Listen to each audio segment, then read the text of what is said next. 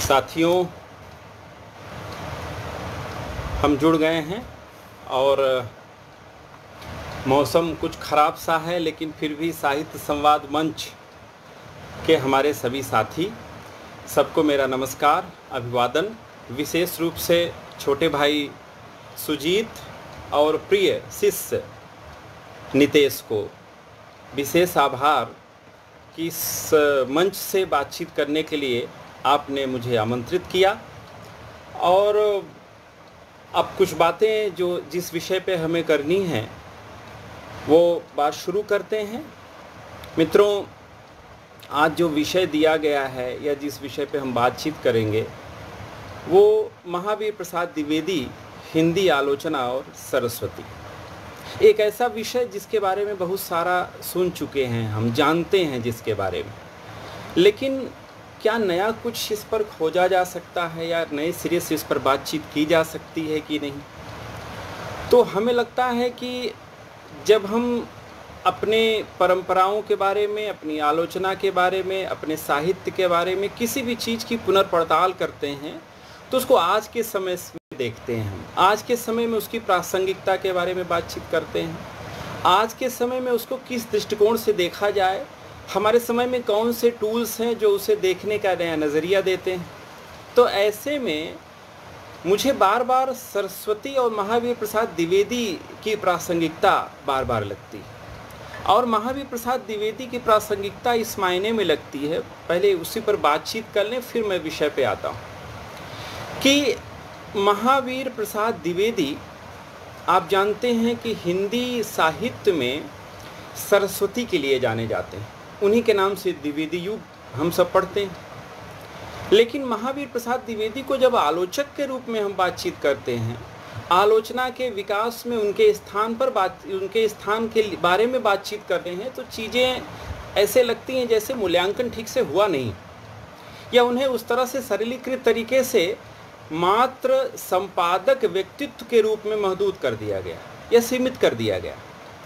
जबकि आचार्य महावीर प्रसाद द्विवेदी अपने समय में जिस तरह से बातें कर रहे थे, सरस्वती के मार्फत आलोचना, साहित्य शास्त्र, साहित्य की सिद्धांत की, कविता के बारे में, भाषा के बारे में, साहित्य के निर्माण की प्रक्रिया के बारे में जो बातें वो कर रहे थे उस दौर में, उसे हमें नए सिरे से देखना और परखना चाहिए। एक बात और, आज के 21वीं सदी में आप देखें तो 21वीं सदी में जिसमें अंतर अनुशासनिक पाठ की हम बातचीत करते हैं, हम साहित्य को समाज के साथ, इतिहास के साथ, राजनीति के साथ पढ़ने के बारे में बातचीत करते हैं, तो ऐसे में महावीर प्रसाद द्विवेदी ने साहित्य के बारे में जो बातचीत की है वो ज़्यादा प्रासंगिक हो जाती है। और महावीर प्रसाद द्विवेदी की जो आलोचनात्मक दृष्टि है, जो साहित्य संबंधी दृष्टि है, उसके विकास की पूरी प्रक्रिया अगर आप समझें और देखें तो उसका विस्तार आज के समय में ज़्यादा दिखाई देता है। ये सब बातें हैं। लेकिन महावीर प्रसाद द्विवेदी के बारे में बातचीत करते हुए हिंदी आलोचना में क्या लिखा गया है, पहले उसकी पड़ताल कर लेते हैं। थोड़ी सी चर्चा मैं उस पर करता हूँ, पहले उस पर बातचीत कर लें कि उनको देखा कैसे गया है, उनके आलोचनात्मक दृष्टिकोण के बारे में, उनके आलोचक व्यक्तित्व के बारे में किस तरह से बातें की गई हैं, फिर उनके साहित्य में उनके आलोचनात्मक मानदंड के बारे में बातचीत करेंगे, फिर उसमें हम प्रवेश करेंगे। एक बात तो यह है कि उनके आलोचनात्मक व्यक्तित्व के मूल्यांकन में बहुत सारे अंतर्विरोध आपको दिखाई देंगे। एक अंतर्विरोध तो ये दिखाई देगा कि आचार्य महावीर प्रसाद द्विवेदी जिस युग में हुए उसी युग से विकसित होते हैं आचार्य रामचंद्र शुक्ल। और आचार्य रामचंद्र शुक्ल के बारे में हम सब जानते हैं कि हिंदी आलोचना के शीर्ष स्तंभ हैं आचार्य रामचंद्र शुक्ल। और आचार्य रामचंद्र शुक्ल का जो आलोचकीय व्यक्तित्व है उसमें बहुत सारी खूबियों के बावजूद कुछ चीज़ें बार बार हमें दिखती हैं कि वो आलोचना में, अपने हिंदी साहित्य के इतिहास लेखन में जब वो प्रवृत्त होते हैं तो उसमें अपने युग के बारे में, अपने युगीन रचनाकारों के बारे में या पूर्ववर्ती रचनाकारों के बारे में जो मानदंड वो स्थापित करते हैं, कमोबेश आज भी उसी तरह से चीज़ों को हम देखते हैं। ये एक कमज़ोर चीज़ दिखाई देती है हमारे साहित्य के मूल्यांकन की। और आचार्य रामचंद्र शुक्ल के इतिहास को अगर आप पढ़ें तो उसमें महावीर प्रसाद द्विवेदी के आलोचनात्मक रचनाओं के बारे में, उनके आलोचनात्मक व्यक्तित्व के बारे में कुछ यूँ लिखा है। उन्होंने अपने इतिहास में लिखा है कि विक्रमांग देव चरित्र चर्चा, नैषद चरित चर्चा, कालिदास की निरंकुशता जो हो, इन पुस्तकों को एक मोहल्ले में फैली बातों से दूसरे मोहल्ले वालों को कुछ परिचित कराने के प्रयत्न के रूप में समझना चाहिए, स्वतंत्र समालोचना के रूप में नहीं। मित्रों, ये वाक्य प्रयोग करते हैं आचार्य रामचंद्र शुक्ल किसके बारे में? आचार्य महावीर प्रसाद द्विवेदी की आलोचना के बारे में। और इसको अगर आप देखें, इस दृष्टिकोण से देखें, तो ये स्पष्ट होता है कि उसी इतिहास में उन्होंने बाद में ये लिखा है कि व्याकरण की शुद्धता की ज़रूरत जब तक समझी जाएगी तब तक महावीर प्रसाद द्विवेदी के योगदान को समझा जाएगा, उनको याद किया जाएगा। एक बात तो यह भी वो लिखते हैं, लेकिन उनके आलोचना के बारे में या उनके पूरे उस व्यवहारिक और सैद्धांतिक आलोचना की कसौटी के बारे में, उनके चिंतन के बारे में, इस तरह से जो उनकी रचनाओं के बारे में जिस तरह से आचार्य शुक्ल ने लिखा, मित्रों, वह रूढ़ हो गया महावीर प्रसाद द्विवेदी के साथ। तो महावीर प्रसाद द्विवेदी की जो रचनाएं हैं, उन रचनाओं के बारे में प्रायः आलोचना करते समय इसी दृष्टिकोण को बहुत दूर तक अपनाया गया। और आगे देखें तो इसका एक नतीजा 1933 में महावीर प्रसाद द्विवेदी के ऊपर एक अभिनंदन ग्रंथ निकला। बड़े महत्वपूर्ण उसमें लेख हैं, और वह जो अभिनंदन ग्रंथ है वह नागरी पिचाणी सभा से प्रकाशित हुआ। उस अभिनंदन ग्रंथ में नंदुलारे वाजपेयी का भी एक महत्वपूर्ण भूमिकावत लेख है। और आप देखें कि उसमें लगभग इसकी छाया दिखाई देती है, यूँ कि कहा यह जाता है कि उसको छेपक के रूप में बाद में जोड़ दिया गया, लेकिन बाद में उनकी पुस्तक में भी यह दिखाई देता है। उसमें अगर आप देखें तो कैसे इस मूल्यांकन की कसौटी का प्रभाव वहाँ कैसे दिखाई देता है कि उस अभिनंदन ग्रंथ की पंक्तियां मैं पढ़ता हूं, उसी के साथ अगर आप जोड़ें आचार्य रामचंद्र शुक्ल के मूल्यांकन की दृष्टि को तो ज़्यादा चीज़ें स्पष्ट होती हैं। साहित्य और कला की स्थायी प्रदर्शनी में उनकी कौन सी कृतियां रखी जाएंगी? क्या उनके अनुवाद, कुमार संभवसार, रघुवंश, हिंदी महाभारत, बेकन विचार, स्पेंसर की गे और गे मीमांसाएँ, स्वाधीनता और संपत्ति शास्त्र? किंतु ये सब तो अनुवाद ही हैं। इनमें द्विवेदी जी का वह व्यक्तित्व बहुत कुछ ढूंढने पर ही मिलेगा जो इस समय हम लोगों के सामने विशद रूप से आया। अब आप देखें कि आचार्य महावीर प्रसाद द्विवेदी के आलोचकी व्यक्तित्व को लेकर, उनकी रचनाओं को लेकर लगभग वही विचार इसमें भी दिखाई देते हैं जो आचार्य रामचंद्र शुक्ल ने व्यक्त किया। अब आप इन सारे संदर्भों के साथ आचार्य महावीर प्रसाद द्विवेदी को पढ़ें तो बाद में भी उनके बारे में जिस तरह से मूल्यांकन हुए, उन्हें संपादक के तौर पे, खड़ी बोली कविता के विकासकर्ता के तौर पर तो मूल्यांकित किया गया, लेकिन आलोचक के रूप में, या कहा जाए कि हिंदी आलोचना के विकास पुरुष के रूप में उनके मूल्यांकन को तवज्जो नहीं दिया गया। और ये बड़ी विडंबना है। विडंबना इस तरह से है कि आलोचना की जो कसौटी बनाई गई हमारे यहाँ, खासकर आचार्य रामचंद्र शुक्ल और उनके पहले भी आप देखें तो आलोचना की जो कसौटी बनाई गई, उस कसौटी में जो साहित्यिक मानदंड हैं उनको ज़्यादा महत्व दिया गया। और इसी के चलते आचार्य महावीर प्रसाद द्विवेदी जैसे आलोचक जो साहित्य को सिर्फ साहित्यिक मानदंड पर नहीं स्थापित करना चाहते थे, वो साहित्य को समाज के साथ, अर्थशास्त्र के साथ, ज्ञान विज्ञान की प्रविधियों के साथ देखना और परखना चाहते थे।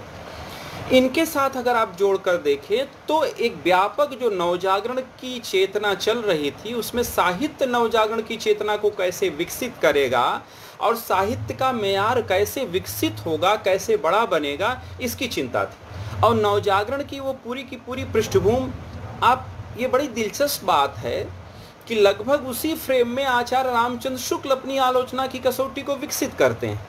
आचार्य रामचंद्र शुक्ल नायिका भेद के बारे में बातचीत करते हैं। आचार्य रामचंद्र शुक्ल रीतिकाल के श्रृंगारिकता का वैसा ही विरोध करते हैं जैसा कि महावीर प्रसाद द्विवेदी करते हैं। आचार्य रामचंद्र शुक्ल महावीर प्रसाद द्विवेदी की आलोचनात्मक कसौटी का पूरा इस्तेमाल करते हैं, ये भी आप समझ सकते हैं। महावीर प्रसाद द्विवेदी ने आलोचना की जो ज़मीन बनाई, उस ज़मीन को उसी ज़मीन पर खड़े होकर उसको अलग तरह से बहुत विस्तार के साथ आचार्य रामचंद्र शुक्ल विकसित करते हैं, इसमें तो कोई दो राय नहीं। लेकिन जिस ज़मीन पर वह खड़े हैं उस ज़मीन को वो याद नहीं करते जिस तरह से उन्हें याद करना चाहिए। एक बात तो ये है, ये खास बात है मित्रों। बाद में जब प्रगतिशील हिंदी आलोचना का प्रवेश होता है तो हिंदी साहित्य में प्रगतिशील आलोचना के साथ ही हिंदी आलोचना को देखने का नज़रिया बदलता है, हिंदी साहित्य को देखने का नज़रिया बदलता है, हिंदी नवजागरण को देखने का नज़रिया बदलता है।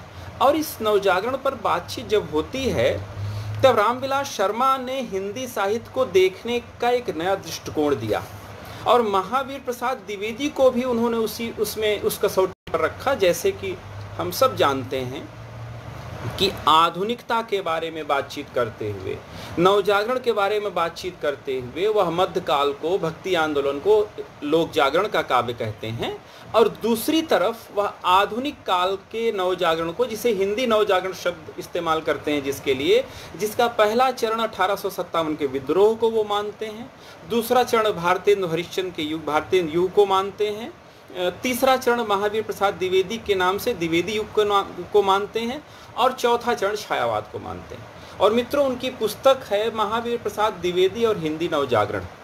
ये एक ऐसी मुकम्मल पुस्तक है महावीर प्रसाद द्विवेदी पर कि जिसके बाद महावीर प्रसाद द्विवेदी को देखने का नज़रिया बदला। क्योंकि आप देखें कि आचार्य महावीर प्रसाद द्विवेदी के साहित्य संबंधी मान्यताओं को लेकर, उनके आलोचनात्मक मान्यताओं को लेकर, हिंदी नवजागरण की उस कसौटी को लेकर, उसके फ्रेम को लेकर रामविलास शर्मा ने विस्तार से लिखा और ये बताया है कि महावीर प्रसाद द्विवेदी हिंदी नवजागरण के कैसे पुरोधा थे और उसमें जो ज्ञान कांड उन्होंने विकसित किया, साहित्य का ज्ञान कांड। मित्रों, ज्ञान कांड का मतलब ये है कि साहित्य के अंतर संबंध, साहित्य के समाजशास्त्रीय संबंधों, इतिहास से उसके संबंधों, दर्शन से उसके संबंधों, पूरा साहित्य से उसके संबंधों, भाषा से उसके संबंध को कैसे आपस में जोड़कर वो देखते हैं। उनके मूल्यांकन का एक कतरा मैं पढ़ता हूँ महावीर प्रसाद द्विवेदी और हिंदी नवजागरण से, तो इससे एक फ्रेम बनता है। फिर मैं उनके महावीर प्रसाद द्विवेदी ने क्या लिखा और कैसे सरस्वती के द्वारा उन्होंने आलोचना को विकसित किया, साहित्य को कैसे नया दृष्टिकोण प्रदान किया, उस पर कुछ बातें मैं अपनी रखूंगा। रामविलास शर्मा लिखते हैं कि द्विवेदी जी का गद्य साहित्य आधुनिक हिंदी साहित्य का ज्ञान कांड है। जो साहित्यकार स्वतः स्फूर्त भावोद्गारों से संतुष्ट नहीं हो जाते, उनके लिए यह ज्ञान कांड सदा महत्वपूर्ण रहेगा। द्विवेदी जी सबसे पहले राजनीतिज्ञ और अर्थशास्त्री हैं। इसका प्रमाण यह है कि उनकी जो एकमात्र बड़ी पुस्तक है वह राजनीति और अर्थशास्त्र की पुस्तक संपत्ति शास्त्र है। भारत के संदर्भ में ब्रिटिश साम्राज्यवाद की वैसी आलोचना उस समय तक अंग्रेजी में भी प्रकाशित नहीं हुई थी, हिंदी में अब भी उसके टक्कर की दूसरी पुस्तक नहीं है।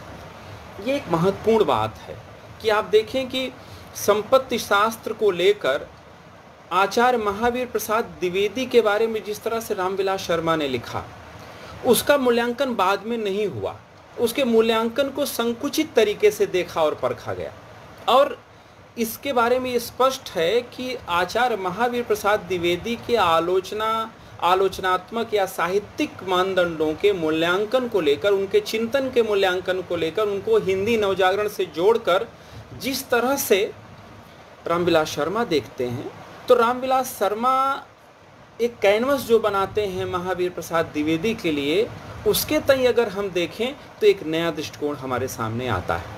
लेकिन यह भी नहीं कह सकते कि रामविलास शर्मा ने जिस तरह से महावीर प्रसाद द्विवेदी का मूल्यांकन किया वो मुकम्मल या वो मूल्यांकन अंतिम मूल्यांकन, उसमें बहुत सारी चीज़ें छूटती भी हैं, लेकिन वहाँ से महावीर प्रसाद द्विवेदी को देखने का एक नया नज़रिया हमारे सामने प्रस्तुत होता है या हमें दिखाई देता है। ये हमें देखना और परखना चाहिए। मित्रों, आप जानते हैं कि महावीर प्रसाद द्विवेदी की जो रचनाएं हैं, उन रचनाओं में संस्कृत साहित्य से होते हुए वह हिंदी साहित्य में आते हैं, और संस्कृत साहित्य की जो बेहतरीन रचनाएं हैं उनकी वो आलोचना लिखते हैं हिंदी में। एक नया प्रयोग किया उन्होंने अपने समय में। उनकी जो प्रमुख रचनाएं हैं नैषद चरित चर्चा, नाट्यशास्त्र, विक्रमांक देव चरित चर्चा, ये सारी की सारी, या बाद में उन्होंने कालिदास की निरंकुशता, हिंदी कालिदास की समालोचना जैसी जो पुस्तिकाएं या पुस्तक लिखी उन्होंने, वह संस्कृत साहित्य के कोटि के बड़े कोटि के रचनाकार हैं, जिन रचनाकारों की आलोचना उन्होंने लिखी। इसके बाद उन्होंने हिंदी भाषा की उत्पत्ति के बारे में लिखा, संपत्ति शास्त्र जैसी पुस्तक लिखी। इस फ्रेम में एक बात तो सही है कि हिंदी आलोचना की वैसी व्यवस्थित किताब उन्होंने नहीं लिखी, लेकिन ये दूसरा पहलू है कि हिंदी आलोचना की ऐसी व्यवस्थित किताब या मुकम्मल व्यवहारिक आलोचना की कसौटी की किताब भले न हो, लेकिन सरस्वती में उनके जो अनगिनत लेख हैं, जो संपादकीय टिप्पणियां हैं, वो उनकी व्यवहारिक और सैद्धांतिक आलोचना के बेहतरीन उदाहरण, जिसको इकट्ठा करके बाद में छापा गया है। उनको देखें तो हमें उनके आलोचनात्मक दृष्टिकोण का पता चलता है। एक बात तो ये। दूसरे, अनुवाद के माध्यम से उनकी विश्व दृष्टि का पता चलता है, जिसमें वो स्पेंसर की गे मीमांसाएं एजुकेशन का अनुवाद उन्होंने किया। बेकन विचार जैसी रचना लिखी उन्होंने अनुवाद के माध्यम से। स्वाधीनता नाम से उन्होंने जॉन स्टुअर्ट मिल की पुस्तक ऑन लिबर्टी पर अनुवाद किया उन्होंने। ये सारी की सारी जो पुस्तकें हैं, इन सब से ज़्यादा महत्वपूर्ण है उनके वो लेख, वो संपादकीय टिप्पणियाँ, और एक चीज़ और कि आलोचना की जो भूमि वो बनाते हैं सरस्वती के माध्यम से, उस पर देखना और समझना उसको बहुत ज़रूरी है। मैं आपसे आगे बातचीत करूं तो उसको कुछ भागों में बांट कर या अलग अलग तरीके से कैसे देखा जा सकता है महावीर प्रसाद द्विवेदी की आलोचनात्मक दृष्टिकोण को। एक बात तो यह है कि महावीर प्रसाद द्विवेदी अपने समय में साहित्य को किस तरह से देख रहे थे। 1903 में वह दाखिल होते हैं संपादक के रूप में सरस्वती पत्रिका में, और देखिए कि 1903 से लेकर 1920 तक 17 वर्षों तक उन्होंने सरस्वती का संपादन किया। इसके पहले से साहित्य रचनात्मकता में दत्त कैसे वो रचते हैं, साहित्यिक रचनात्मकता को कैसे आलोचना और लेखों के माध्यम से वो बातचीत अपनी रखते हैं। इन सारे दृष्टिकोणों के बीच में अगर आप देखें तो कुछ पहलुओं से अगर बात की जाए तो ज़्यादा बेहतर होगा।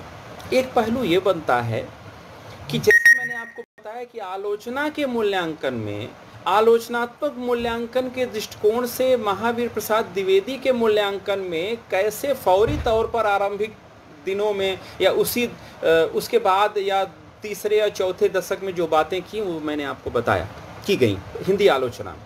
लेकिन यहाँ पर आप आज के संदर्भ में, आज के समय में महावीर प्रसाद द्विवेदी का मूल्यांकन करें तो किन बातों के लिए याद किया जाएगा उन्हें? मित्रों, साहित्य का समाजशास्त्र एक नई प्रविधि साहित्य के देखने की जो विकसित हुई, उसमें साफ साफ ये कहा गया कि साहित्य की अवधारणा का जो विकास हुआ, उस साहित्य की अवधारणा के विकास की प्रक्रिया में साहित्य को देखने का नया नज़रिया कैसे कैसे विकसित हुआ, उसमें भारतेंद्र युग में बालकृष्ण भट्ट ने साहित्य को कैसे जन समूह के हृदय का विकास कहा, और जन समूह के हृदय का विकास जो उन्होंने कहा, उसके बाद मूल्यांकन में अक्सर हम देखते हैं कि बालकृष्ण भट्ट के बाद सीधे आचार्य रामचंद्र शुक्ल का नाम लिया जाता है, और ये कहा जाता है कि जनता की चित्तवृत्ति का जो संचित प्रतिबिंब है वही साहित्य है। ये आचार्य रामचंद्र शुक्ल साहित्य की अवधारणा विकसित करते हैं। इसके बीच में एक बड़ी महत्वपूर्ण जो अवधारणा है, जो साहित्य को लेकर, साहित्य शास्त्र को लेकर, साहित्य के मानदंड को लेकर, साहित्य के मूल्यांकन को लेकर जो विकसित करते हैं महावीर प्रसाद द्विवेदी, जो आज ज़्यादा प्रासंगिक है हमारे लिए, उस पर पुनर्विचार करने की ज़रूरत है। महावीर प्रसाद द्विवेदी जब ये कहते हैं कि साहित्य ज्ञान राशि का संचित कोश है, तो ज्ञान राशि का संचित कोश का मतलब क्या हुआ? वो ज्ञान की किन राशियों की बात करते हैं, ज्ञान किन कांडों की बात करते हैं, ज्ञान के किन प्रविधियों की बातचीत करते हैं। इसके साथ साहित्य के महत्ता के बारे में वो जब लिखते हैं कि साहित्य में जो शक्ति छिपी रहती है वह तोप, तलवार और बम गोलों में नहीं पाई जाती। एक तरफ नवजागरण की वो क्रांतिकारी चेतना, और वो आप अगर मूल्यांकन करें नवजागरण के पृष्ठभूमि के साथ, साहित्य के इस पृष्ठभूमि के साथ, तो स्पष्ट होगा कि बांग्ला नवजागरण का बड़ा असर है किसके ऊपर? भारतेंदु हरिश्चंद्र के ऊपर। जबकि मराठा नवजागरण का जो असर है वो महावीर प्रसाद द्विवेदी के ऊपर है। इसीलिए मराठी साहित्य में जो बड़े महत्वपूर्ण लोग हुए हैं उनको लेकर महत्वपूर्ण रचनाकार हुए हैं, स्त्री रचनाकार, दलित रचनाकार, या तमाम सारे जो नवजागरण के अग्रदूत हैं उनके बारे में आप ध्यान दीजिए तो उसको जोड़कर अपने समय में वो लिखने की कोशिश करते हैं। एक खास बात यह है कि ज्ञान राशि का संचित कोश जब हम कहते हैं महावीर प्रसाद द्विवेदी जिसकी तरफ इशारा करते हैं, तो ज्ञान राशि का मतलब यह हुआ कि वह साहित्य को इतिहास के साथ देखते हैं, वह साहित्य को अर्थशास्त्र के साथ देखते हैं, समाजशास्त्र के साथ देखते हैं, राजनीति शास्त्र के साथ देखते हैं, और ये कहते हैं कि इन सारी चीज़ों के अंतर अनुशासन से साहित्य का जो नया पाठ निर्मित होगा वह साहित्य हमारे ज़्यादा काम का होगा। और वह काम वो करते हैं सरस्वती के मार्फत। वो सरस्वती के माध्यम से जिस तरह से चीज़ों को विकसित करते हैं, जो जिस तरह से वो चीज़ों को ले आते हैं, और वो ज्ञान राशि की प्रविधियों का जो इस्तेमाल जिस तरह से वो करते हैं मित्रों, उसको 21वीं सदी में साहित्य के समाजशास्त्र के माध्यम से समझा जा सकता है, साहित्य के अंतर अनुशासनिक पाठ के माध्यम से समझा जा सकता है। इसीलिए जब उस समय हिंदी साहित्य के तमाम सारे आलोचक अपने साहित्य के मूल्यांकन में तमाम सारी रचनाओं पर बातचीत कर रहे थे, एक साहित्य का विद्यार्थी, एक साहित्य का चिंतक, संपादक अपने समय के अर्थशास्त्र पर पुस्तक लिखता है और संपत्ति शास्त्र नाम की उनकी वो पुस्तक छपती है 1907-8 के आसपास। उसके पहले वो श्रृंखला में कैसे सरस्वती में उसमें उसको छापते हैं। उस पर टिप्पणी करते हुए उनके उस ज्ञान राशि के संचित कोश के बारे में, इन सब के साथ साथ उस ज्ञान कांड की प्रविधियों के बारे में, उसकी ज़रूरत के बारे में, उसके महत्व के बारे में रामविलास शर्मा की ये टिप्पणी बड़ी महत्वपूर्ण है जो आप समझ सकते हैं। उन्होंने लिखा उसी पुस्तक में महावीर प्रसाद द्विवेदी और हिंदी नवजागरण में कि द्विवेदी जी ने समाज शास्त्र और इतिहास के बारे में जो लिखा उससे समाज विज्ञान और इतिहास लेखन के विज्ञान को नवीन रूपरेखाएं निश्चित होती हैं। उन्होंने भारत के सामाजिक और सांस्कृतिक विकास का नवीन मूल्यांकन किया। एक ओर उन्होंने इस देश के प्राचीन दर्शन, विज्ञान, साहित्य तथा संस्कृति के अन्य अंगों पर हमें गर्व करना सिखाया। एशिया के सांस्कृतिक मानचित्र में भारत के गौरवपूर्ण स्थान पर ध्यान केंद्रित किया। दूसरी ओर उन्होंने सामाजिक कुरीतियों, धार्मिक रूढ़ियों का तीव्र खंडन किया और उस विवेक परंपरा का उल्लेख सहानुभूतिपूर्वक किया जिसका संबंध चारवाक और बृहस्पति से जोड़ा जाता है। अध्यात्मवादी मान्यताओं, धर्मशास्त्रों की स्थापनाओं को उन्होंने नई विवेक दृष्टि के साथ परखना सिखाया। ये बड़ा महत्वपूर्ण टिप्पणी है ये रामविलास शर्मा की, जो महावीर प्रसाद द्विवेदी के उस दृष्टिकोण को बहुत करीने से समझते हैं। और उन्होंने जब ये लिखा, ये बताया, तो इसको हमें समझना चाहिए कि महावीर प्रसाद द्विवेदी अपने समय में अपने पूर्ववर्ती साहित्य में, जिसमें संस्कृत साहित्य में वेदों से लेकर वह आचार्य जगन्नाथ तक आते हैं, रस गंगाधर के रचनाकार के तक आते हैं और उसकी पूरी श्रृंखला का अवगाहन करते हैं। उस अवगाहन के साथ वो ये कहना चाहते हैं कि हमें अपने समय की विवेकशील दृष्टि के साथ अपने साहित्य का मूल्यांकन करना चाहिए और उस साहित्य के मूल्यांकन में वो तमाम उन बिंदुओं की तरफ इशारा करते हैं जो वर्तमान में प्रासंगिक हो सकता है। एक बात तो ये है, और जो गौरव से हमें भर सकता है, जो हमारे अंदर एक नई चेतना का निर्माण कर सकता है। इसलिए इसी तरह से वह इतिहास में प्रवेश करते हैं, वह समाजशास्त्र में प्रवेश करते हैं, वह राजनीति में प्रवेश करते हैं, वहाँ से इन सारी चीज़ों को ले आने की कोशिश करते हैं। आप एक बात और ध्यान दीजिए, जब इस प्रक्रिया में वो इस प्रक्रिया के साथ जब जुड़ते हैं वह, तो वहाँ से अपने साहित्य के अवधारणा का विकास भी करते हैं, उसकी निर्मिति भी करते हैं। और जिसकी तरफ हमें फिर ध्यान देना चाहिए कि संपत्ति शास्त्र जैसी पुस्तक जब वह लिखते हैं तो वह उस युगीन परिस्थितियों में हिंदी साहित्य के गौरव का विषय है, हिंदी के गौरव का विषय है वह। कि एक साहित्य का विद्यार्थी अर्थशास्त्र पर पुस्तक लिखता है और अर्थशास्त्र पर जब पुस्तक वो लिखता है तो उसको कैसे जन संस्कृति के साथ जोड़ता है, जन संवेदना के साथ जोड़ता है, किसानों के जीवन के साथ जोड़ता है, उनकी समस्याओं के साथ जोड़ता है। और एक खास बात कि संपत्ति शास्त्र पुस्तक जो है उसके मार्फत महावीर प्रसाद द्विवेदी उस दौर में साम्राज्यवाद का जैसा विरोध करते हैं वैसा उस दौर में दूसरी पुस्तक में ऐसी मुखरता के साथ आपको नहीं मिलेगा जो साहित्य के लेखक हैं उनके यहाँ आपको दिखाई भी देगा, तो ऐसी मुखरता नहीं दिखाई देगी। अब आप देखें कि संपत्ति शास्त्र में वो किन चीज़ों के बारे में बातचीत करते हैं। मित्रों, जब मैं इस चीज़ के बारे में बात कर रहा हूँ आपसे तो मैं ये कहने की कोशिश करता हूँ, मैं ये कहना चाहता हूँ कि संपत्ति शास्त्र को आप आलोचना के मानदंड में क्यों नहीं शामिल कर सकते।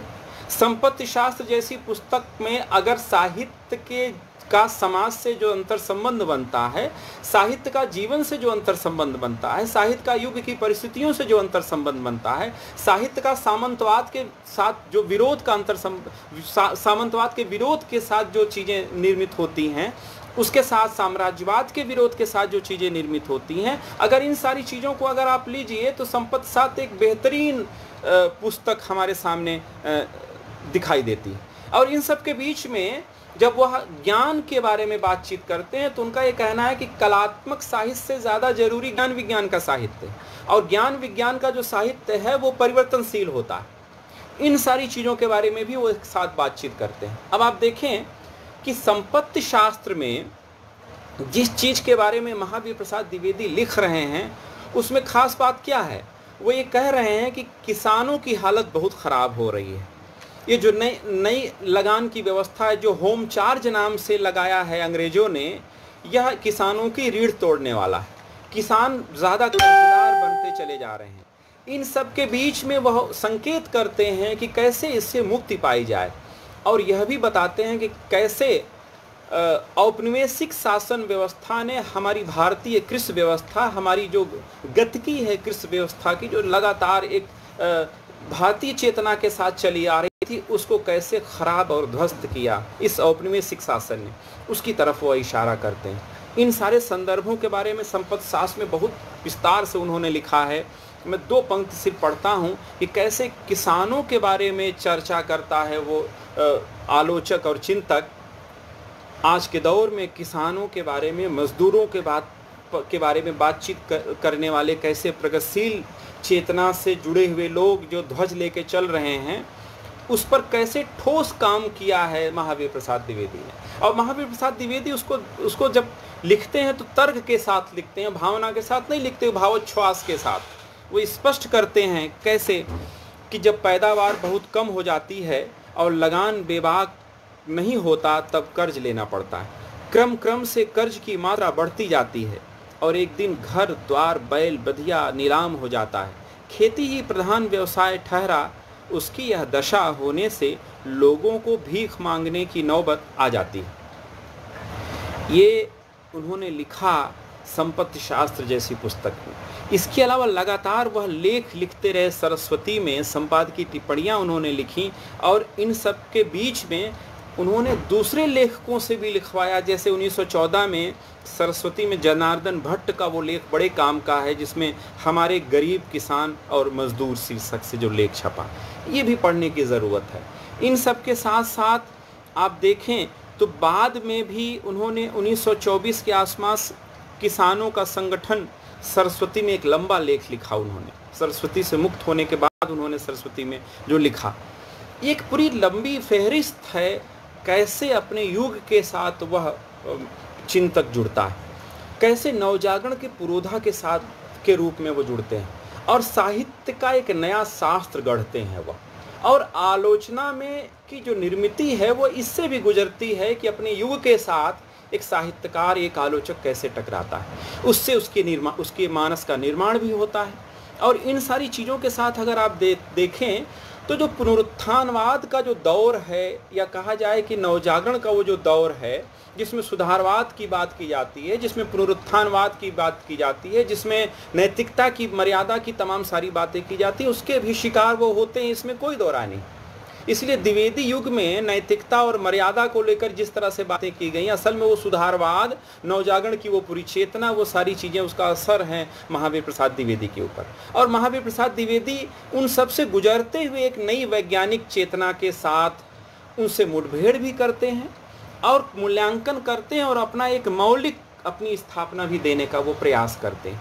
ये हमें एक नए दृष्टिकोण से देखना और परखना चाहिए। एक जो चश्मा है आलोचना का, जो उनको देखने का एक नज़रिया विकसित किया गया, उससे थोड़ा उबरने की भी ज़रूरत है हमें, तब जाके हमें वो चीज़ें समझ में आएंगी। और एक ख़ास बात और आपको बता दें कि साहित्य के निर्माण में जो साहित्य की रचनात्मकता है, उसके पहले जो ज़मीन बनाई जाती है वो उतनी ही महत्वपूर्ण होती है। रामविलास शर्मा ने इस पुस्तक में लिखा है, वैसे भी अगर आप पढ़ें, कि संपत्ति शास्त्र में सैद्धांतिक रूप से और तमाम सारे वैचारिक तथ्यों के माध्यम से जिस तरह से बातें करते हैं महावीर प्रसाद द्विवेदी, वह प्रेमचंद के उपन्यासों और कहानियों में रूपायित होता है। प्रेमचंद के यहाँ मजदूरों की समस्या, किसान जीवन की समस्या, स्त्री की समस्या, ये सारी समस्याएं जिस तरह से आती हैं, उसका अगर आप एक सिरा देखना चाहें तो संपत्ति शास्त्र में दिखाई देता है। संपत्ति शास्त्र में मजदूरों और किसानों के बारे में जिस तरह से बातचीत वो करते हैं, उसको देखने और समझने की ज़रूरत है। एक नया दृष्टिकोण ये यहाँ पर दिखाई देता है। इन सब के बीच में मैंने आपको बताया कि आलोचना के निर्माण की प्रक्रिया में भी नवजागरण की वो जो पूरी परिस्थितियां हैं, उन परिस्थितियों से टकराते हुए स्वाधीनता की चेतना की उन परिस्थितियों से अपने को विकसित करते हुए आचार्य महावीर प्रसाद द्विवेदी अपने साहित्य को निर्मित करते हैं, साहित्य चेतना को निर्मित करते हैं, अपने संपादकीय चेतना को निर्मित करते हैं, और इन सब के बीच में उनकी आलोचकीय चेतना का वो निर्माण होता है।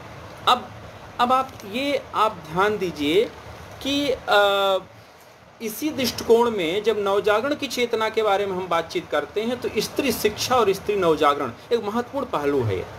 इस पर वो जब बातचीत करते हैं तो जिसमें हम स्त्री विमर्श की बातचीत करते हैं, उस दौर में स्त्री शिक्षा को लेकर सुधारवादी आंदोलन जो हुए, या कहा जाए नवजागरण की जो पूरी चेतना है, बड़ी अंतर्विरोधग्रस्त है। उन अंतर विरोधों की तरफ संकेत करते हैं स्पष्ट रूप से कौन? महावीर प्रसाद द्विवेदी। और महावीर प्रसाद द्विवेदी ये बताने की कोशिश करते हैं कि स्त्री शिक्षा क्यों ज़रूरी है हमारे समय के लिए, स्त्री शिक्षा हमारे देश के विकास के लिए क्यों ज़रूरी है। एक तरफ जब ये बातें कहते हैं तो वो पत्रकारिता के माध्यम से, सरस्वती के माध्यम से ये बातें कह रहे हैं। इन सब के साथ साथ वो स्वतंत्र लेख भी उस पर लिख रहे हैं।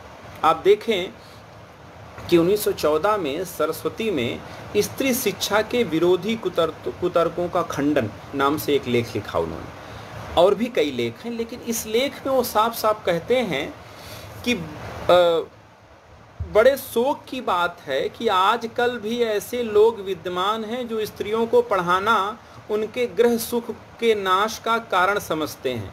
ये ऐसे वैसे लोग नहीं, सुशिक्षित लोग हैं। व्यंग करते हैं उनके ऊपर, वो बताने की कोशिश करते हैं कि किस तरह से ये नवजागरण के उस अंतर विरोध को की तरफ भी वो संकेत करते हैं, और ये बताने की कोशिश करते हैं कि स्त्री शिक्षा कैसे ज़रूरी है उस नवजागरण के विकास के लिए, स्वाधीनता आंदोलन के विकास के लिए, भारतीय चेतना के विकास के लिए। इसकी तरफ वो इशारा करते हैं, जिसकी तरफ बातचीत वो करते हैं। अब एक ख़ास बात और आप ध्यान दीजिए उस पूरे दौर में जिसकी तरफ बार बार इशारा किया जाता है। आलोचना की प्रविधियों में इन सारी चीज़ों का बहुत महत्व है, जिसकी तरफ मैं कुछ बातें आपसे, बहुत सारा पहलू है लेकिन मैं कुछ पहलुओं पर बातचीत करते हुए उनके आलोचना के निर्माण के मानदंड पर बातचीत करता हूँ। मित्रों, जनपदीयता और जनपदी साहित्य के बारे में अगर बातचीत करें तो सरस्वती में पहली बार प्रगतिशील चेतना के साथ जनपदी साहित्य को छापा उन्होंने, प्रकाशित किया। और प्रगतिशील चेतना मैं इस तरह से कह रहा हूँ कि कैसे वो बैसवाड़े के थे, बैसवाड़े के होने की वजह से वो जो आल्हा है वो कैसे कल्लू अलहैत के नाम से खुद वो आल्हा लिखते हैं। एक बात तो ये है। दूसरी तरफ यह सरस्वती का मंच ही है जहाँ पर अछूत की शिकायत जैसी कविता छपती है पटना के हीरा डोम की, जिसमें वो लिखता, जिसमें वो दर्द है अछूत की, उस दलित चेतना का दर्द है आप देखें उस दलित का दर्द है जिसमें वो कहता है कि हमनी के इनरा के निगचे न जाई ले जा, पाकी में से भरी भरी पियतानी पानी, पन्ही से पीट पीट हाथ गोड़ तुड़ दैले, हमनी के इतना काहे के हल्कानी। ये जब प्रकाशित होती है रचना 1914 में, आप ध्यान दीजिए 1914 से लेकर 2020 की दहलीज में हम हैं और दलित साहित्य पर बहुत सारी बहसें होती हैं, दलित साहित्य पर बहुत सारी बातें हो रही हैं, लेकिन अभी भी ये क्यों मसला बार बार आता है स्वानुभूति और सहानुभूति का, और दलित साहित्य को लेकर जिस तरह से अंतर्विरोध उस दौर में थे, उससे कैसे एक नई प्रगतिशील चेतना का निर्वाह करते हुए ये कविता छापते हैं वो।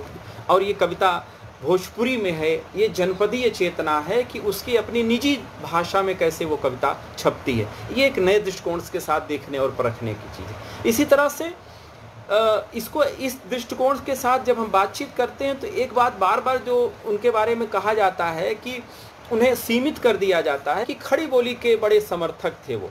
मित्रों, खड़ी बोली के बारे में बातचीत करते हुए वो यह कतई नहीं करना चाहते थे कि खड़ी बोली का विकास हो तो साथ साथ ब्रज भाषा का या जनपदी भाषाएं भोजपुरी का अवधि का विकास ना हो। और इसका उदाहरण है कि वो ऐसी कविताएं वो छापते हैं। ऐसी बहुत सारी और भी रचनाएं उन्होंने अपने सरस्वती में छापी। इसको देखना और परखना चाहिए। उनकी आलोचना और उनके चिंतन और उनके संपादकीय व्यक्तित्व का ये प्रगतिशील और वैज्ञानिक पक्ष है जिसकी तरफ हम कम ध्यान देते हैं। एक पक्ष तो ये है। दूसरी तरफ आप ये भी ध्यान दीजिए कि उनका हिंदी नवजागरण के बारे में या भारत के नवजागरण के बारे में या आधुनिकता के बारे में जो दृष्टिकोण है बड़ा वैज्ञानिक है। मित्रों, अगर आप ध्यान से सरस्वती के संपादकीय टिप्पणियों को पढ़िए, उसके लेखों को पढ़िए, तो स्पष्ट होगा कि वह भारत में पश्चिमी साहित्य का स्वरूप कैसे आए, पश्चिमी साहित्य का स्वरूप कैसे विकसित हो, इसके बारे में बार बार बातचीत करते हैं।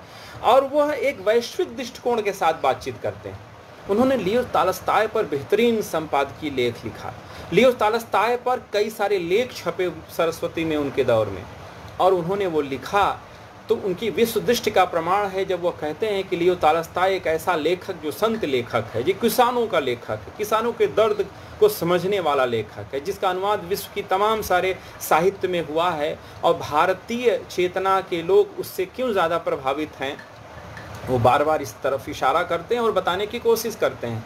1907 में लियो तालस्ताय पर टिप्पणी लिखते हुए उन्होंने ये लिखा जब कि सारी दुनिया उन्हें सम्मान और प्रतिष्ठा की दृष्टि से देखती है, उनकी बराबर निष्प्रिय मनुष्य इस ज़माने में शायद ही कोई और हो, और विस्तार के साथ टिप्पणी वो करते हैं। इसको देखने और समझने की ज़रूरत है कि महावीर प्रसाद द्विवेदी इन सब के बीच में स्पेंसर के रचनाओं का अनुवाद, एजुकेशन बेकन के का अनुवाद किया उन्होंने उनके साहित्य का। इसके अलावा और भी बहुत सारी अंग्रेजी साहित्य के जो प्रगतिशील चेतना से युक्त चीज़ें हैं उसका अनुवाद उन्होंने किया। मित्रों, यहाँ पर ठहर कर एक बात करने की ज़रूरत है कि कैसे महावीर प्रसाद द्विवेदी छायावाद में जो स्वच्छंदतावाद, जिसे रोमांटिसिज्म कहा जाता है, उसकी ज़मीन भी बना रहे हैं, और दूसरी तरफ प्रगतिशील चेतना जिस पर विकसित होता है, जिसमें किसानों और मजदूरों की बात की जाती है, जिसमें सामान्य की बात की जाती है, विशिष्ट के समानांतर उसकी बात भी वह कहते हैं। इन दोनों के दृष्टिकोण से अगर बातचीत करें तो महावीर प्रसाद द्विवेदी के आलोचना का कैनन या चिंतन का कैनन कितना बड़ा है, वो कितना विकसित और वैज्ञानिक है। क्योंकि हम सिर्फ अपने आज के समय में जब ये बात बार बार की जाती है कि साहित्य के इतिहास लेखन की बातचीत हो, पुनर्लेखन की, आलोचना के पुनर्लेखन की, तो उसमें मुकम्मल से ज़्यादा फुटकर तरीके से तमाम सारी श्रृंखलाओं के साथ जो लेखन होता है उसकी दृष्टि वैचारिक होनी चाहिए, चाहे वह एक लेख ही क्यों ना हो।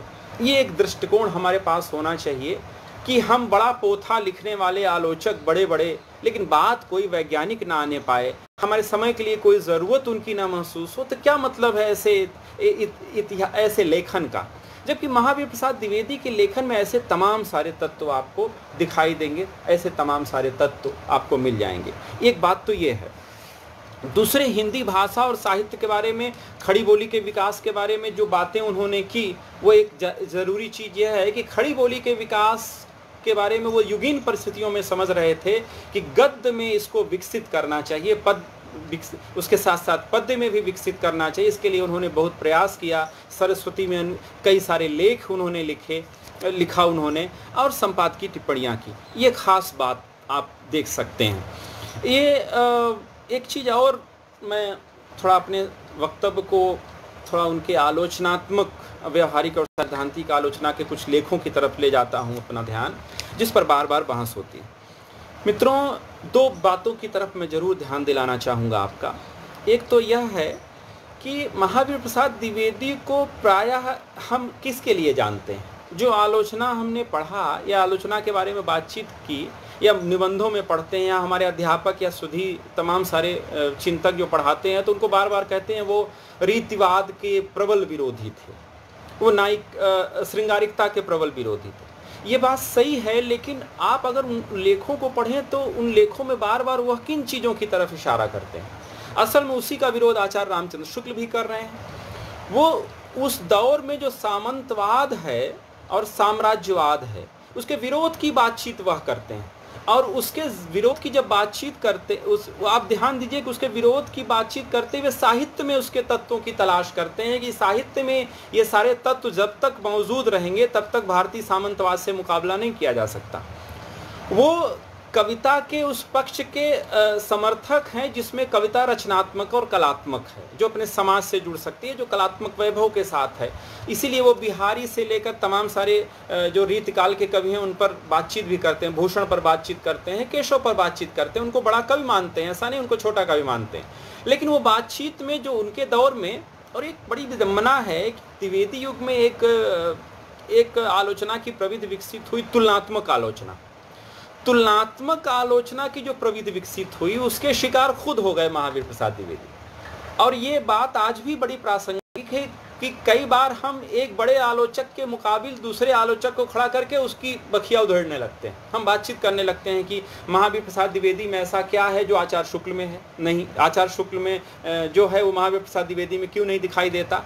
मित्रों, मुझे लगता है कि ये समानांतरता के साथ बहुत सारी प्रविधियां जब विकसित होती हैं तो ज़्यादा साहित्य और आलोचना समृद्ध होती है, क्योंकि जो आचार्य शुक्ल कर रहे थे वही द्विवेदी जी के यहाँ नहीं है, और जो शुक्ल जी द्विवेदी जी कर रहे हैं वही महावीर प्रसाद द्विवेदी नहीं। महावीर प्रसाद द्विवेदी की आलोचना में बहुत सारा कुछ ऐसा है जो इन लोगों से अलग है, विशिष्ट है, वैज्ञानिक है, उसे भी हमें देखना और परखना चाहिए। रही रीतिवाद के विरोध की बात, जिसमें नायिका भेद जैसा वो लेख लिखते हैं, इसके साथ हिंदी भाषा और उसका साहित्य नाम का उनका जो बहुत पूर्ण निबंध है 1903 में जो उन्होंने लिखा, जिसमें उन्होंने लिखा और उस पर क्या लिखते हैं वो टिप्पणी मैं पढ़ रहा हूँ, ज़रूरी टिप्पणी है कि नायिका भेद और रस तथा अलंकार के विवेचन से पूरित पुस्तकों की भी इस समय आवश्यकता नहीं है। यदि इन ग्रंथों के बनाने अथवा बनवाने और छापने में जो धन व्यय किया गया वह जीवन चरित्र, इतिहास अथवा किसी वैज्ञानिक ग्रंथ के लिए व्यय किया जाता तो भाषा का भी उसका उपकार होता और धन का भी सदव्यय होता।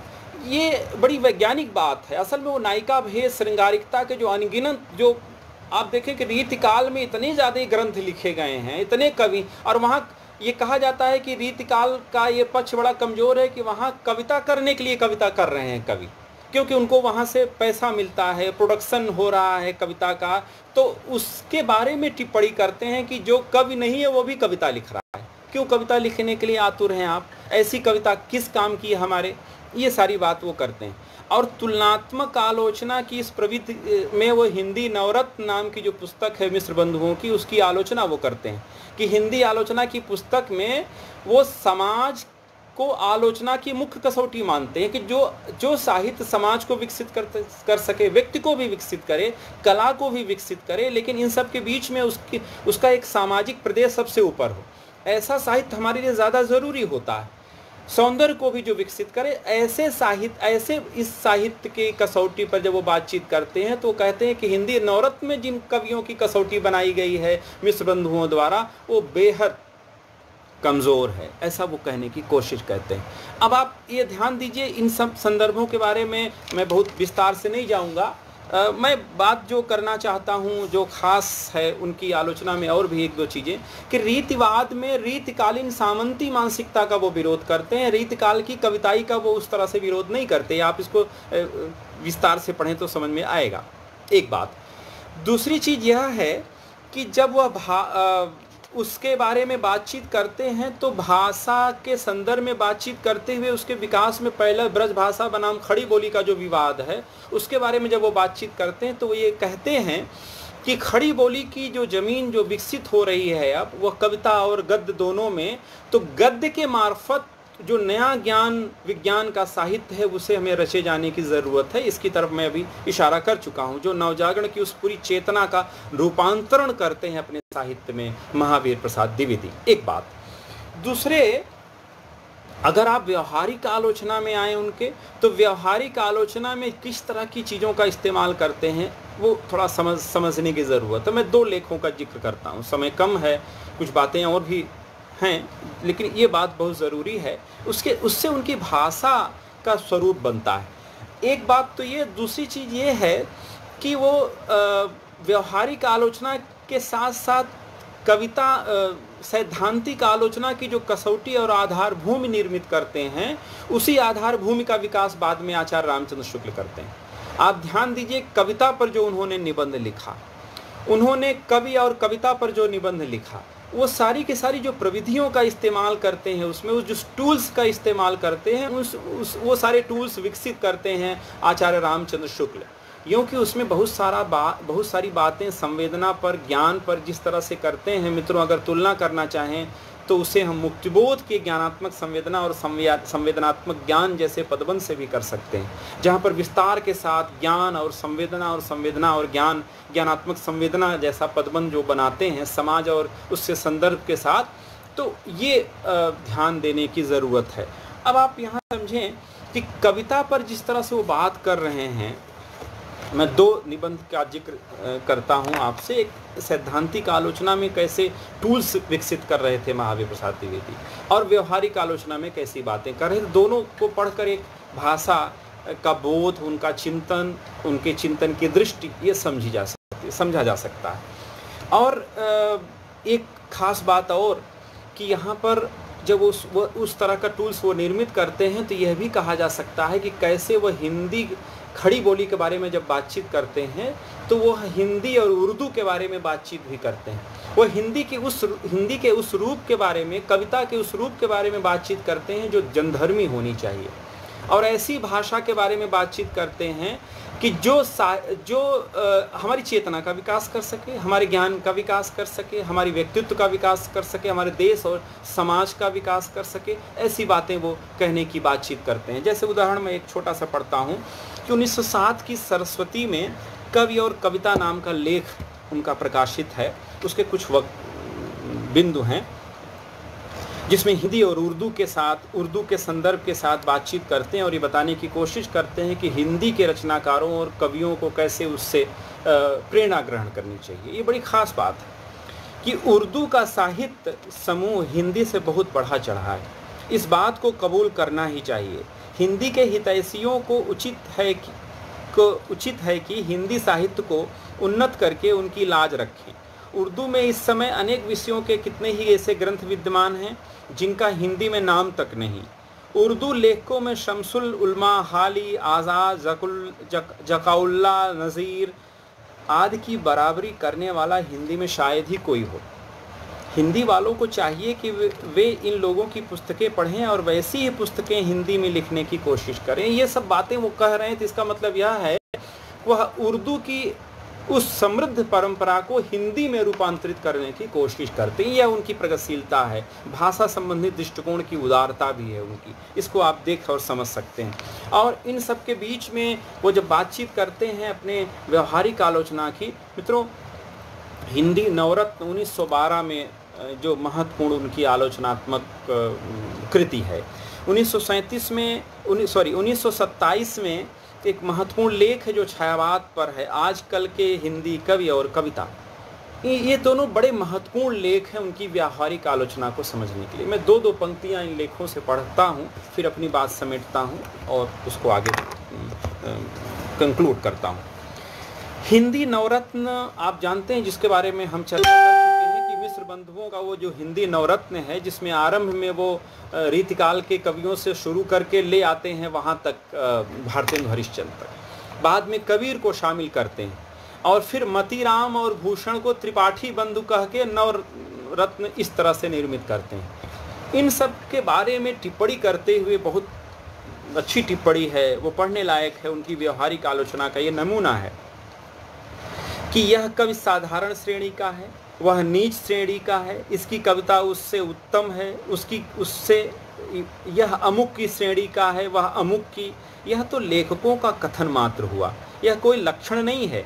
वे अपनी रुचि के अनुसार जिसको जैसा चाहें समझ सकते हैं। यदि किसी को रामायण से आल्हा अच्छा जचे तो वह उसे ही रत्न समझ सकता है, पर यदि वह यह चाहता हो कि और लोग भी उससे इस विषय में सहमत हों तो उसे अपने मत की पुष्टि में कुछ कहना भी चाहिए।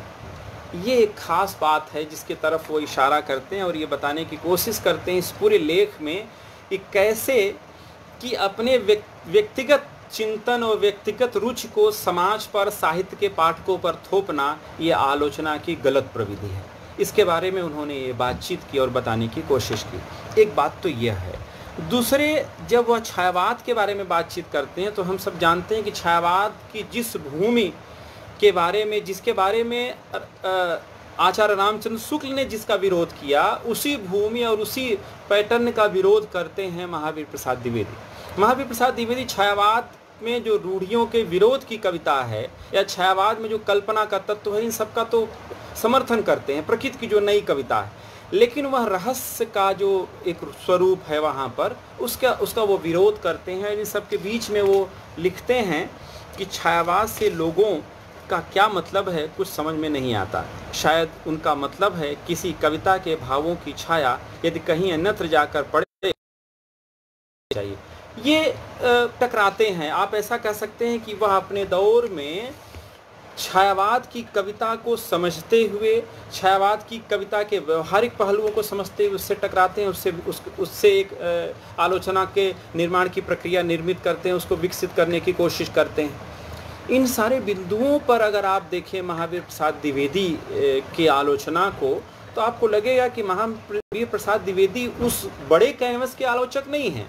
महावीर प्रसाद द्विवेदी आलोचना की वह ज़मीन तैयार करते हैं, वो साहित्य की वह ज़मीन तैयार करते हैं जिसके आधार पर आचार्य रामचंद्र शुक्ल का महल तैयार होता है। महावीर प्रसाद द्विवेदी साहित्य में जनधर्मी चेतना का ऐसा विकास करते हैं जिसमें मजदूरों और किसानों की बात वो करते हैं। महावीर प्रसाद द्विवेदी ज्ञान का एक ऐसा साहित्य रचते हैं, साहित्य को ज्ञान की प्रविधियों के साथ ऐसा स्वरूप निर्मित करते हैं जिसमें साहित्य को समाज के साथ, अर्थशास्त्र के साथ, इतिहास के साथ कैसे सह संबंध स्थापित करते हुए विकसित होना चाहिए। महावीर प्रसाद द्विवेदी संस्कृत साहित्य के उन तत्वों का विवेचन करते हैं जो हमारे समय में गौरव का विषय हो सकते हैं। संस्कृत साहित्य में कालिदास जैसे कवि की निरंकुशता पर भी वह लेख लिखते हैं। इसके साथ विक्रमांक देवचरित, नैषध चरित जैसी रचनाओं पर वह टिप्पणी करते हैं। वह किराता अर्जुनियम जैसी रचना पर टिप्पणी करते हैं। और इन सब के बीच में वो, आप ध्यान दीजिए कि मराठी साहित्य के तमाम सारे साहित्यकारों पर उन्होंने स्वतंत्र लेख लिखे। उन्होंने कैसे अंग्रेजी साहित्य का हिंदी में अनुवाद किया, और इस तरह से एक विस्तार के साथ आप देखें तो द्विवेदी युग में, जिसके बारे में बार बार उन पर ये आक्षेप लगाया जाता है कि वह इतना दबाव था द्विवेदी जी का कि उस समय की भाषा कैसे इतिवृत्तात्मक हो गई, मैटर ऑफ फैक्टनेस से भर गई। ये आचार्य रामचंद्र शुक्ल असल में कहते हैं, और वह जो पंक्ति है वह रूढ़ हो गई है द्विवेदी जी के ऊपर। ये बात सही नहीं है। मुझे लगता है इससे मुक्त होने की ज़रूरत है।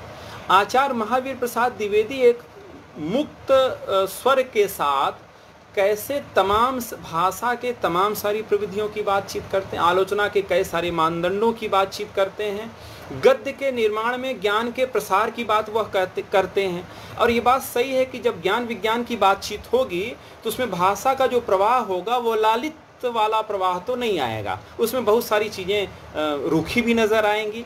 और इसके साथ साथ कविता में खड़ी बोली के ज़मीन की जब वो बातचीत करते हैं तो खड़ी बोली में भाषा के सहजता की बातचीत करते हैं, जिसमें मैथिली क्षणगुप्त जिसको विकसित करने की कोशिश करते हैं।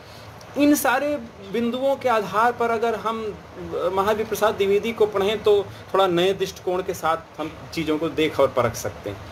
और एक अंतिम बात मैं ये कहना चाहता हूँ कि अक्सर यह हुआ है कि जो पत्रिकाओं के संपादक रहे हैं, अब महावीर प्रसाद द्विवेदी सरस्वती के माध्यम से अगर आलोचना के इन सारे टूल्स को निर्मित करते हैं तो क्या उन्हें सिर्फ संपादक हम कहें? क्या महावीर प्रसाद द्विवेदी प्रेरक साहित्यकार मात्र हैं? क्या उनकी आलोचना में या उनके रचनात्मकता में कोई टूल्स या कोई प्रविधि या कोई तत्व ऐसा नहीं दिखाई देता जो हमारे लिए प्रासंगिक है? मुझे लगता है ये गलत है।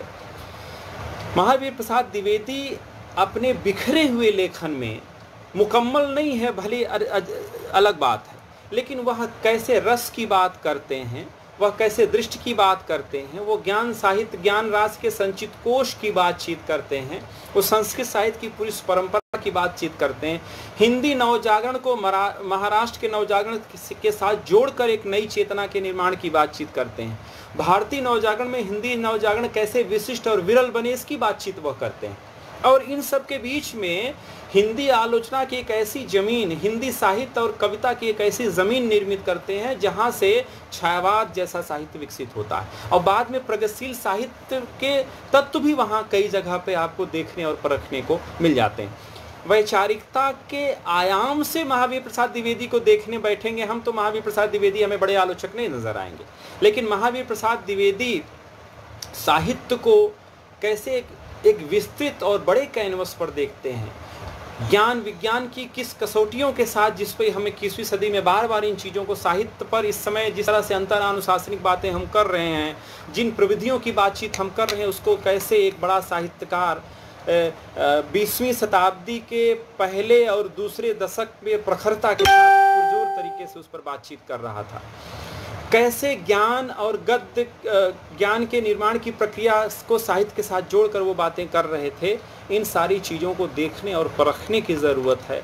हमें उनके साहित्य, उनके लिखे हुए, उनके संपादकीय टिप्पणियों, उनके लेखन को पुनः पड़ताल करने की ज़रूरत है कि जो बने बनाए ढांचे में उनका मूल्यांकन किया गया है उससे उबर कर थोड़ा देखें तो मुझे लगता है महावीर प्रसाद द्विवेदी हमारे बड़े काम के आलोचक हैं, बड़े आलोचक हैं और वो जो ज़मीन बनाता है वो ज़्यादा बड़ा होता है कई मायनों में, जो बाद में उसमें दुर्ग निर्मित करते हैं। ये बात सही है कि दिखाई वही देते हैं, लेकिन उसके पीछे उनका भी हाथ है जो नींव बनाते हैं, जो ज़मीन बनाते हैं। तो महावीर प्रसाद द्विवेदी आलोचना के तमाम सारी श्रेणियों बड़े आलोचकों के बीच में वो नींव बनाने वाले, हिंदी आलोचना की प्रगतिशील चेतना, जनवादी चेतना की नींव बनाने वाले और हिंदी साहित्य को विकसित करके बहुत सारी प्रविधियों से उसको जोड़ने वाले, अंतरानुशासनिक ढंग से देखने और परखने की दृष्टि पैदा करने वाले बड़े आलोचक मुझे नज़र आते हैं। फिलहाल इतना ही,